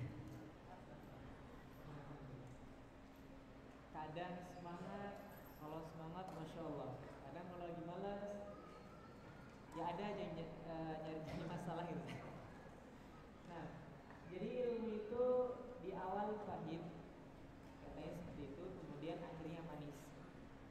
Kapan Ustaz kita bisa mendapatkan manisnya ini? Baik, para santri dan santriwati yang dirahmati Allah Subhanahu wa taala, ya memang anak muda itu lain dari yang lain. Ya, anak muda itu lain dari yang lain. Oleh karenanya di antara orang yang kelak mendapat naungan Allah pada hari kiamat, yang tidak ada naungan kecuali naungan Allah, adalah sabun. Nabi mengatakan seorang pemuda yang hatinya terikat dengan masjid. Walaupun dia masih muda, namun dia betul-betul menggunakan masa mudanya untuk mentaati Allah Subhanahu wa taala. Baik. Para jamaah yang dirahmati Allah Subhanahu wa taala, yang namanya masa-masa futur, ya, masa-masa futur itu dialami oleh siapa saja. Ya, hatta ya para ustadz atau para ulama, ya ada juga yang merasakan masa-masa futur, di mana ya ada saat-saat di mana kita itu kayaknya jenuh belajar, kayaknya kita itu bosan belajar dan seterusnya. Makanya sini ya dalam buku ini juga dijelaskan ya sesekali tidak mengapa santri-santri mereka rihlah, ya kemudian jalan-jalan, piknik, ya nanti pulang udah semangat lagi belajar lagi. Di Madinah ada mahasiswa Madinah, udah jadi ustadz juga dan terkenal ya, insyaallah ustadznya terkenal di Indonesia. Dia ngisi masa-masa futurnya itu dengan umroh dulu ya. Kalau dia lagi malas-malasnya, dia umroh, berangkat umroh ya dari Madinah ke Mekah. Ya, naik bis, terus lihat padang pasir ya, lihat onta, sampai di Masjidil Haram, lihat Ka'bah, tawaf, sa'i, pulang semangat lagi. Jadi masa-masa tidak semangatnya diisi dengan ibadah. Masya Allah ya. Mungkin antum bisa praktekkan, kalau antum tidak semangat antum umroh. Ya, oh enggak semangat ini Pak, Bu, Abi, Umi enggak semangat, umroh yuk. Nah, nanti enggak semangat umroh lagi sampai duitnya habis. Taib. Jadi ada sebagian ustadz juga ketika dia tidak semangat membaca, lagi malas-malasnya membaca, dia dengar. Orang mendengarkan lebih nyantai daripada orang baca. Dia dengar kajiannya para masyaikh ya. Nanti kalau dia sudah lama nih dengar kajian, dia pengen nulis, dia nulis. Nanti bosan nulis, dia beralih lagi baca. Jadi terus begitu saya terus. Jadi bosan ini dia pindah ke ini, bosan itu pindah ke, tapi masih suasananya ilmu, masih mencari ilmu. Bosan baca, dengar kajian, bosan dengar kajian, nulis, bosan nulis kembali baca lagi. Terus gitu aja terus. Jadi rasa bosannya masih diisi dengan ilmu. Kalau antum bisa seperti ini, masya Allah. Ada yang kadang santri bosan main game, lagi sumpek ini main game lah, biar hilang, tapi nggak hilang ya. Lebih lama main gamenya daripada belajarnya. Jadi jangan sampai masa-masa futur kita, masa-masa bosan kita isi dengan maksiat. Jangan sampai seperti itu. Ada yang dengarkan musik ya, ada yang tidak, antum dengarkan murotal ya, dengarkan kajian. Terus nyari teman-teman yang semangat ya, teman-teman yang semangat. Jangan antum berteman dengan orang-orang pemalas. Ya, dalam buku ini juga dijelaskan bagaimana pentingnya berteman dengan teman yang baik. Teman yang baik itu seperti penjual minyak wangi. Penjual minyak wangi. Penjual minyak wangi itu ada beberapa kemungkinan. Ya, kata Nabi sallallahu alaihi wasallam tentang penjual minyak wangi, fahamilul miski imma ayyuhziyaka wa imma antabata minhu. Penjual minyak wangi bisa jadi ya dia akan memberikan minyak wanginya kepadamu, atau bisa jadi dia akan menjualnya kepadamu. Yang ngantuk ketika belajar, yang pertama ya jangan biasakan begadang. Jangan biasakan begadang kalau tidak ada manfaatnya, kalau tidak ada faedahnya. Makruh ya, makruh ngobrol setelah isya kalau tidak ada manfaatnya, tidak ada faedahnya. Sunnahnya langsung tidur. Ba'da isya langsung tidur. Jadi jangan begadang. Anda perhatikan santri-santri yang biasa ngantuk ini di pondok kita. Santri-santri yang biasa ngantuk itu yang biasa begadang di kamar ya, kadang ngobrol sampai malam-malam. Ngobrolnya enggak jelas ya, ngobrolin apa. Thayyib. Tidur di awal waktu, saya pindah tempat. Karena di tempatnya itu ada setan. Di tempat dia duduk itu ada setan. Pindah tempat. Kalau seandainya dia pindah tempat juga masih ngantuk, ya, maka segera keluar ambil air wudu, kemudian masuk ke majelis. Jadi jangan dibiarkan. Dan ustadz pun negur ya. Mana kalau ada santri ngantuk, anda negur, minimal anda suruh wudu. Santri kalau ngantuk ditegur, hilang ngantuknya. Coba ya, antum yang ngantuk ditegur, hilang ngantuknya. Dulu waktu daurah sama syekh ya, ada salah seorang syekh, dia daurah pakai pistol air, dia bawa pistol air. Yang ngantuk ditembak pakai pistol air. Langsung hilang ngantuknya.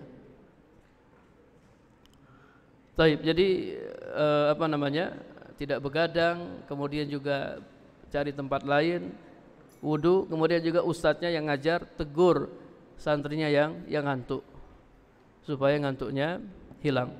Allahu a'lam bishawab. Kemudian yang selanjutnya ini agak berat bacanya, sangat ketat dengan Ustaz, Anda mau bertanya bagaimana cara mendapat akhwat solihah cantik. Ini yang nanya kelas berapa ini? Yang nanya siapa nih? Ini santri apa sih? Ya. Kemudian barangkali ada lanjutan itu, ada yang semakna dengannya. Ya. Ada pertanyaan yang semakna dengan ini terkait dengan masalah hal tersebut. Assalamualaikum Ustaz, apa hukumnya? Salam. Satu, jika ada ikhwan dan akhwat saling suka tapi tidak pacaran. Yang kedua, pacaran tapi niatnya cuma untuk penyemangat ketika menuntut ilmu.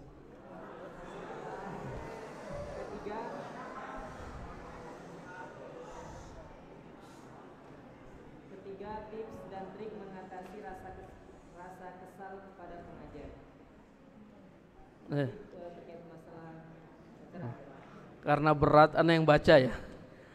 Coba itu yang satunya.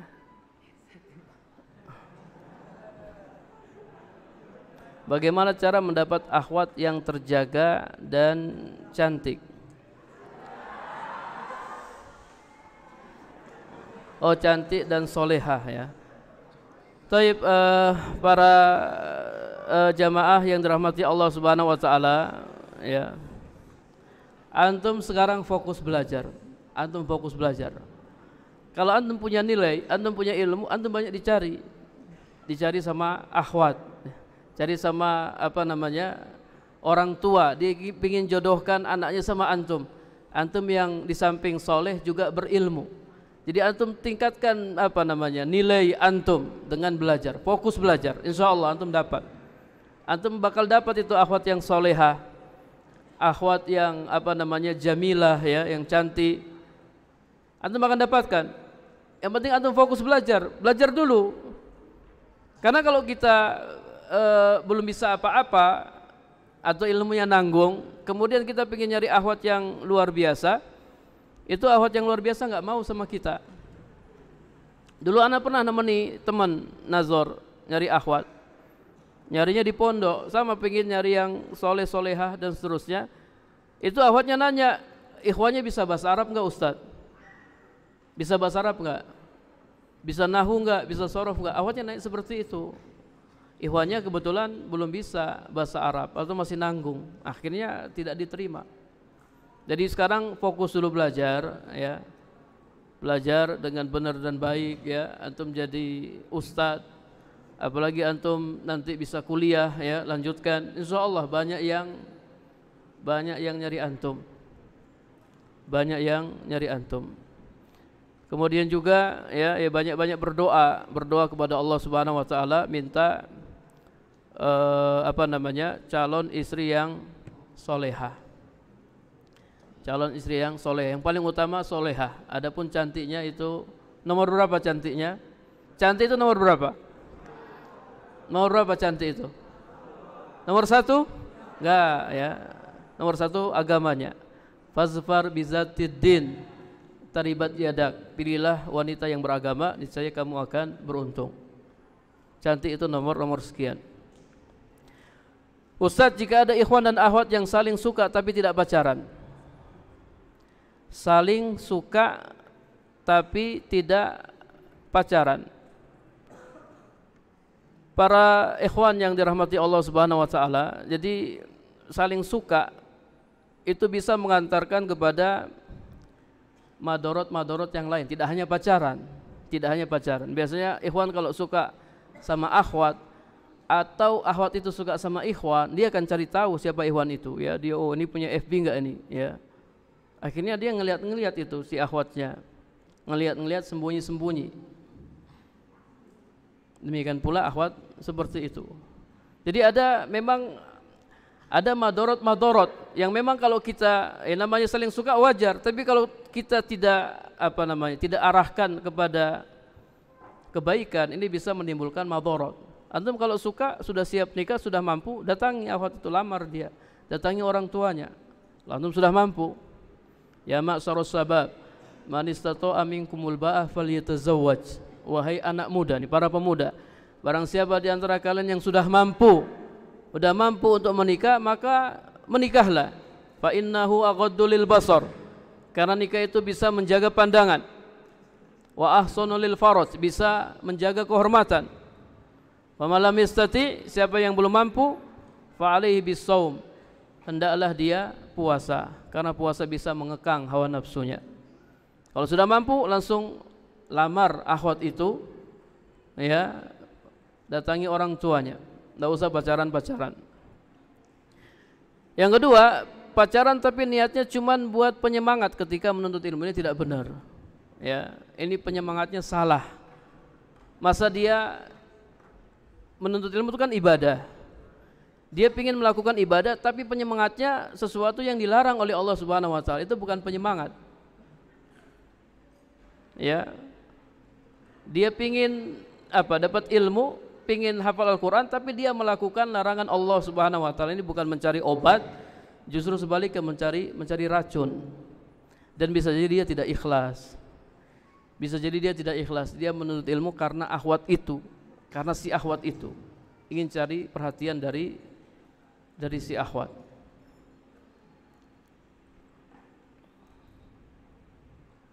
Ya, jadi insya Allah peraturan di Yaumis ini insya Allah tegas, ya. Kalau di pondok kita, ya, kalau santri ketahuan pacaran, ya bisa dikeluarkan, ya. Ada santri ketahuan berhubungan diam-diam dengan akhwat, ya, itu bisa dikeluarkan dari pondok. Makanya HP kan tidak boleh, santri tidak boleh pegang HP, ya. Sumber masalah itu HP, ya. Yang punya HP disimpan HP-nya, nanti kalau mau pulang baru dibawa HP-nya. Selama antum masih di pondok, antum jadi tanggung jawab kita, ya. Jadi ada aturan-aturan yang dibuat untuk menjaga antum semua, ya. Jadi fokus dulu belajar. Kalau antum sudah punya ilmu, insya Allah antum akan dicari oleh ya orang tua dicari oleh akhwat. Orang tua yang soleh, dia pasti nawarin ya anaknya ke ikhwan yang soleh. Untuk melihat Umar ya, anak kemarin baru menyampaikan tentang Umar bin Khattab radhiyallahu anhu. Ketika Hafsah binti Umar menjadi janda karena ditinggal mati oleh suaminya, Umar datangi Utsman. Kata Umar, wahai Utsman, antum mau nikah enggak sama putri saya Hafsah? Umar nawarin anaknya ke Utsman. Utsman bin Affan, orang yang sudah jalan masuk surga. Antum mau enggak nikah sama anak-anak? Kata Utsman, anak pikir-pikir dulu. Beberapa hari kemudian Umar bertemu dengan Utsman. Kata Utsman, kayaknya untuk saat ini anak belum mau nikah. Belum mau nikah. Akhirnya Umar datangi Abu Bakar. Umar nawarin Hafsah kepada Abu Bakar. Abu Bakar, antum mau enggak nikah sama putri saya, putri anak Hafsah? Abu Bakar diam, tidak kasih jawaban. Kata Umar, ana lebih kesal sama Abu Bakar daripada Utsman. Kenapa? Karena Abu Bakar enggak ngasih jawaban. Kalau Utsman masih ngasih jawaban, Umar kesal nih sama dua sahabat ini. Tapi dia lebih kesal sama Abu Bakar daripada sama Utsman. Abu Bakar enggak ngasih jawaban. Beberapa hari kemudian Rasulullah sallallahu alaihi wasallam melamar Hafsah. Kemudian Umar menikahkan Hafsah dengan Rasulullah sallallahu alaihi wasallam. Hafsah binti Umar ini termasuk ummahatul mukminin. Kemudian ya setelah Rasulullah nikah sama Hafsah, Umar ketemu dengan Abu Bakar. Kata Abu Bakar, wahai Umar, mungkin antum kesal sama anak karena anak tidak kasih jawaban. Kata Umar, na'am, anak kesal sama antum. Antum melihat ini apa alasan Abu Bakar? Kata Abu Bakar, wahai Umar, kenapa saya tidak kasih jawaban? Karena saya sudah tahu Rasulullah sallallahu alaihi wasallam mau melamar Hafsah. Ana sudah tahu Rasulullah ingin lamar Hafsah. Seandainya Rasulullah tidak jadi menikahi Hafsah, saya akan terima tawaran antum. Saya tidak mau nyebarin rahasia Rasulullah sallallahu alaihi wasallam. Ini dalil yang jadikan, ini hadis jadikan dalil oleh para ulama bahwasanya orang tua nawarin anaknya ke orang soleh, laki-laki soleh. Kalau antum jadi orang soleh, antum jadi orang yang berilmu, insya Allah antum dicari oleh orang tua, ya, dicari oleh orang tua. Jadi sekarang fokus belajar, fokus menuntut ilmu. Tips dan trik mengatasi rasa kesal pada pengajar. Tidak boleh ya, kesal sama ustaz tidak boleh. Ya, ini ada adab-adab murid terhadap ustaz. Jadi murid itu harus bersabar. Harus bersabar walaupun ustadznya galak. Ya, ustadznya dikenal galak. Dikit-dikit suruh berdiri, ya. Kalau anak pribadi ya, justru ustadz-ustadz yang galak itu yang masya Allah, ya, kita banyak mengambil faedah dari mereka. Ya, dulu ada ustadz, dulu kan kita hafal matan. Kalau kita nggak hafal matan disuruh berdiri. Kalau sama Ustadz Abu Sa'ad rahimahullah suruh hafal hadis Arba'in Nawawiyah. Kalau tidak bisa suruh push up. Disuruh push up. Jadi hafal hadis Arba'in Nawawiyah, nanti diujikan semuanya, disuruh antum hadis yang ke-13, antum hadis yang ke-20, dikeluarkan. Tidak bisa suruh push up. Justru yang begini yang kita ingat ya, karena mereka kita bisa hafal. Kalau kita tidak diperlakukan seperti itu, mungkin sampai hari ini kita tidak bisa hafal. Ya, mereka lah yang paling banyak berjasa kepada kita. Jadi antum sabar ya, bersabar. Antum melihat ustadz mungkin menurut antum melakukan kesalahan, antum harus cari uzur, cari alasan. Wah, tidak seperti yang anda lihat ya. Ustadznya mungkin tidak masuk misalnya ya. Oh, pasti ustadz mungkin sakit dan seterusnya. Antum, oh ustadz ini kok malas sekali. Tidak boleh seperti itu. Nyari uzur, nyari 1001 alasan. Ya, mungkin dia lagi sakit, mungkin dia lagi punya kesibukan yang lain dan seterusnya. Tidak boleh kita suudzon ya kepada guru-guru kita atau ustadz-ustadz kita. Jadi sekali lagi ya, tidak boleh kita kesal terhadap ustadz. Kita harus bersabar terhadap apa yang mereka lakukan kepada kita.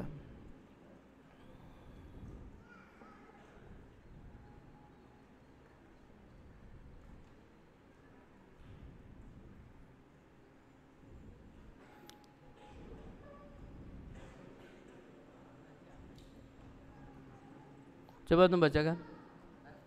Anda dengarkan. Apakah ayat dalam surat Ar-Ra'd ayat 11, "Innallaha la yughayyiru ma biqaumin hatta yughayyiru ma bi anfusihim." Ini menerangkan bahwa manusia memiliki keinginan sendiri dan tidak terikat dengan takdir Allah. Artinya Allah tidak akan merubah kecuali jika manusia yang merubah duluan. Maka bagaimana kekuasaan Allah sebagai muqallibul qulub jika manusia memiliki keinginan sendiri, padahal Allah lah pembolak balik keinginan hati manusia. Mohon penjelasannya Ustaz. Nah, para jamaah yang dirahmati Allah Subhanahu wa taala, ya, kalau kita belajar iman kepada takdir, iman kepada takdir itu yatadamman arba'ata umur, mencakup 4 hal. Yang pertama, al-ilmu. Antum harus beriman bahwasanya ilmu Allah meliputi segala sesuatu. Allah tahu segala sesuatu, baik yang sudah terjadi, yang sedang terjadi maupun yang akan terjadi. Ilmu Allah meliputi segala sesuatu. Ini kita kumpul di sini. Ini Allah sudah tahu sejak dahulu, sejak azali. Hari ini kita akan kumpul di sini. Kemudian yang kedua, al-kitabah. Beriman bahwasanya Allah telah menulis segala sesuatu. Kemudian yang ketiga, al-masyiah. Al-masyiah. Beriman kepada kehendak Allah yang meliputi segala sesuatu. Apa yang Allah kehendaki akan terjadi, dan apa yang tidak Allah kehendaki tidak akan terjadi. Yang keempat baru al-khalqu, ya, menciptakan. Beriman bahwasanya Allah menciptakan segala sesuatu. Allah pencipta segala sesuatu, termasuk amal-amal kita. Amal-amal kita itu ciptaan Allah Subhanahu wa taala. Thayyib. Kaitannya dengan masyiah Allah Subhanahu wa taala. Kehendak Allah Subhanahu wa taala. Apa yang Allah kehendaki terjadi, apa yang tidak Allah kehendaki tidak akan terjadi. Apakah manusia punya kehendak? Nah, manusia punya kehendak. Tapi kehendak manusia di bawah kehendak Allah Subhanahu wa taala. Allah berfirman dalam surat Al-Insan ayat 30, "Wa ma tasyauna illa ayyasha Allahu, innallaha kana aliman hakima."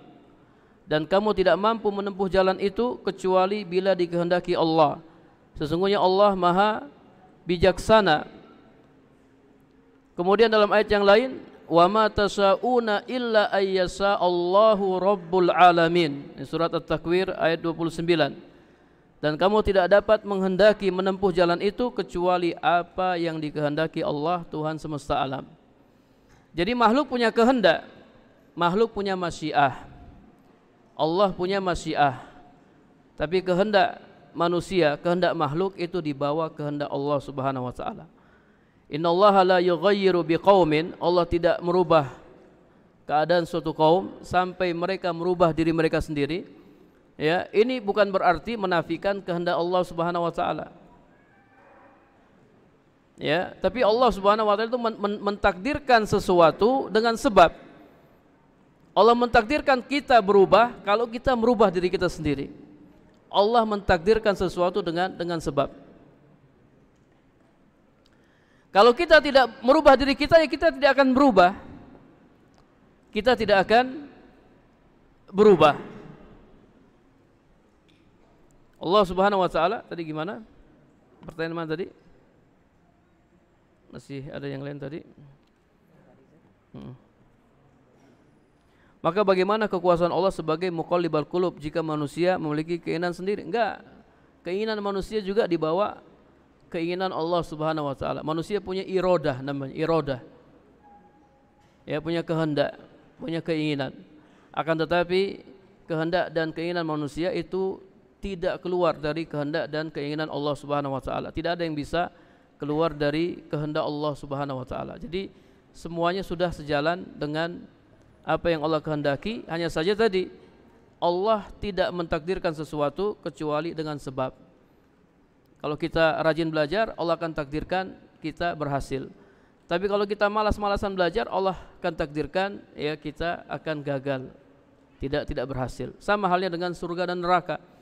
Kalau kita rajin beramal soleh, maka Allah akan takdirkan kita masuk surga. Kalau kita malas-malasan beramal soleh, malah bermaksiat kepada Allah, Allah akan takdirkan kita masuk neraka. Takdir Allah Subhanahu wa taala itu sesuai dengan ya apa yang menjadi usaha kita. Wallahu a'lam bishawab.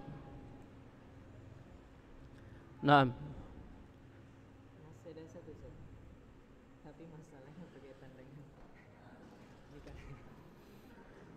Ustadz, berapa umur yang ideal atau pas dalam pandangan agama Islam untuk menikah? Ini santri-santri sudah pada pingin nikah. Kita temanya berlomba-lomba menuntut ilmu ya, bukan berlomba-lomba nikah ya. Berapa umur yang pas dalam pandangan agama Islam untuk menikah? Tapi ya secara umum untuk laki-laki ya kalau dia sudah mampu ya, dia sudah mampu untuk nikah kalau di negara kita ada aturannya ya. Tapi kalau dalam pandangan Islam ya kalau dia sudah mampu menafkahi istrinya, kemudian juga mampu secara biologis ya, memenuhi kebutuhan biologis istri, maka dia sudah boleh menikah. Dia sudah boleh menikah ya. Ini harus buat kajian Ustaz tentang nikah Ustaz.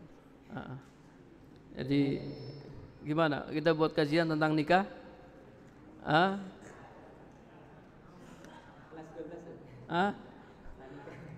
Pranikah ya, kuliah pranikah. Nanti antum akan sampai di kitabun nikah. Dalam kitab fikih ya, suatu saat antum akan sampai di kitab nikah.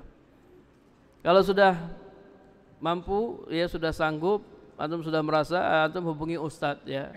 Hubungi ustadz yang biasa ngurusin masalah ini ya, minta dicarikan akhwat yang solehah. Ini yang sudah apa? Sudah kelas berapa Ustaz? Sudah kelas berapa? Oh, yang sudah pengabdian mungkin ya. Kalau ada yang sudah pengabdian, yang sudah lulus ya, hubungi ustadz setempat ya. Minta tolong dicarikan. Enggak apa-apa ya. Alhamdulillah antum punya keinginan punya nikah. Masih punya keinginan nikah, enggak apa-apa. Wah, antum bagus ya. Antum enggak, ini bagus ini harus kita dukung ini. Dia pingin nikah, dia pingin menjalin hubungan yang halal, apa-apa bagus ya, tinggal kita arahkan. Kita tinggal arahkan. Allahu a'lam bishawab.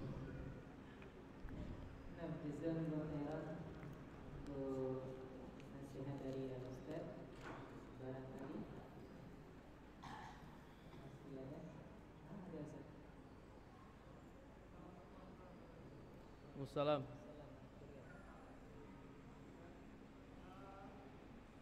Antum maju aja Pak, maju aja.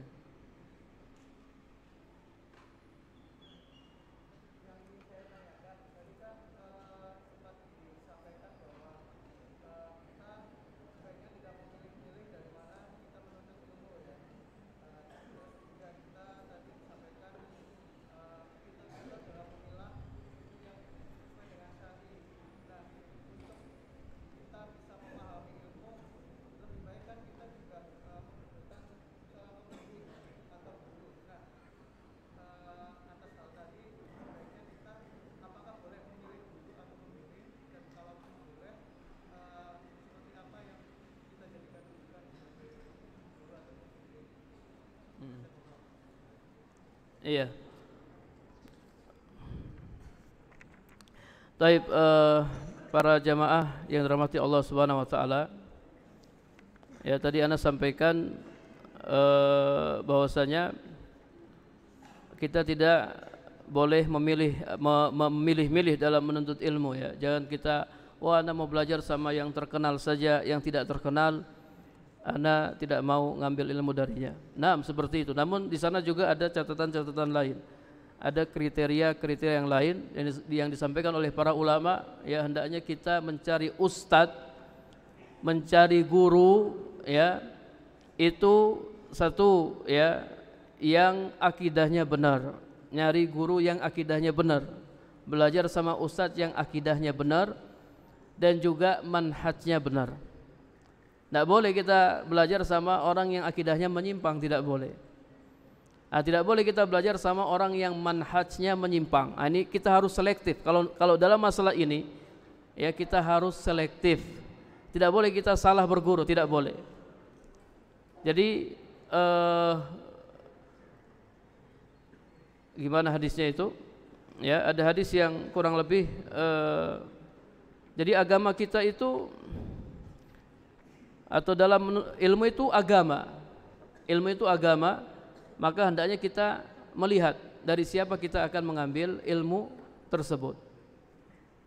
Dari orang yang lurus agamanya, dari orang yang lurus akidahnya, manhajnya, bukan orang yang menyimpang akidah dan manhajnya. Ya, jadi harus selektif. Antum insyaallah yang belajar di pondok, insyaallah mereka belajar akidah yang benar, ya, ada belajar usul salasa, ada belajar kitab tauhid, ya, belajar lum'atul i'tiqad, akidah wasithiyah. Kalau kita sudah punya pegangan, kita sudah belajar yang dasar-dasar, kita tahu, oh ternyata Ustadz Fulan ini tidak benar, dia akidahnya menyimpang. Kita tahu, kita bisa menilai karena kita sudah punya ilmunya. Kita sudah punya ilmunya. Baik. Ya.